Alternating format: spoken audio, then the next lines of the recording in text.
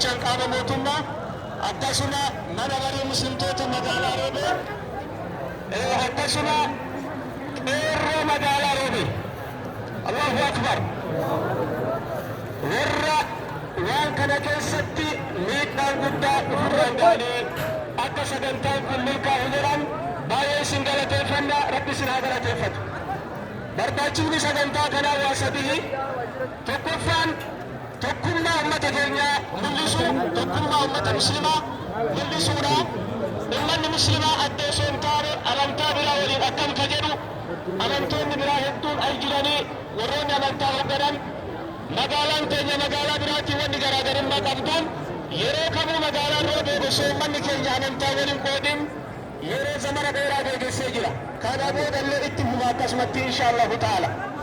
Isa kana tokkummaadha. Inni lammataa wanni sagantaan kun barbaachiseef warri qalleeyyii keessa jiranii warreen akka qalleeyyii warri beelaan qe'ee isaanii irraa buqqa'an sun sagantaa kana keessatti ummata hanjaa qabu kana waliin midhaatanii bareedanii guyyaa hadhaa sagantaa kana keessa jiraatuudhaan inni sadaffaan nageenyi magaalaa keenyaa nagaa agartanii ka magaalaan keenya yeroo kamuu ji'a ramadaanaa keessatti bifa kana fakkaatuun amma guyyaa hadhaa Itoophiyaa jiran fakkaannu yoo mamlakaa Saudii ta'e malee akka waan Saudii jirruuti jecha wannan isinii dhaamu kanarratti amantaa keessan ummanni muslimaa ji'a ramadaanaa ka isinirraa galaa jiru kana ibaadaadhaan akka geggeessitan kheyriidhaan akka geggeessitan amaanaa isinii dhaama nageenyi jiru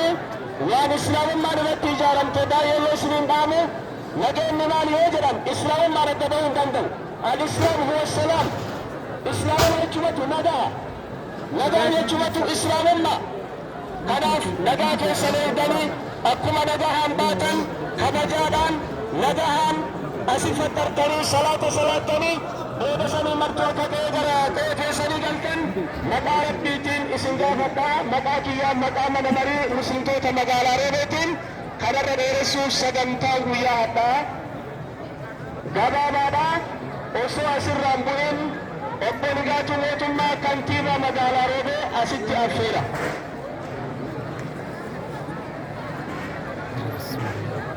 Turi kantiibaa magaalaa keenyaa kabajamoo obbo Nigaatuu mootummaa jarana har'a nama hajjii jedhu fakkaatanii ni ilaala. Filashii warri qabdan ibsaame urjii haa fakkaatu urjii samiirraa haa fakkaatu.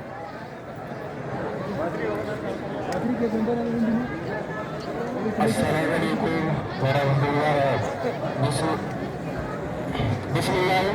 Bismillahirrahmanirrahim. Kabajamoo Sheekh Muhammad Rabi Hasan itti gaafatamaa mana maree majlisaa magaalaa Roobee kabajamtoota koree majlisaa abbootii amantaa hundaa kabajamtoota maanguddoota fi abbootiin gadaa hundaa kabajamoo obbo Abdulrahmaan Kadir itti gaafatamaa paartii badhaadhinaa magaalaa keenyaa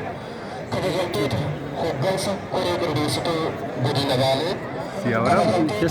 dargaggoota dubartoota magaalaa keenyaa kabajamtoota hirmaattota sagantaa kanaa magaalota adda addaarraa magaalaa guddaa fi akkasumas immoo magaalaa Roobee naannawaa isheerraa guyyaa irraa kana asitti argamtan duraan dursee sagantaa aftiraa magaalaa keenya irratti gaggeeffamu irratti yaamicha keenya kabajuun baga nagaan dhuftan anaa dhufu isin jechuu barbaada. Akkuma beekamu baatiin ramadaanaa hawaasa musliimaa nyaataa fi dhugaatirraa fagaatan qofa osoo hin taane rabbii waliin kan walitti dhiyaatan miira dhuunfaa fi jaalatamummaa irraa itti kan fagaatan baatii shayxaan ittiin hidhamee fi quraanni itti bu'eedha. Baatii ittiin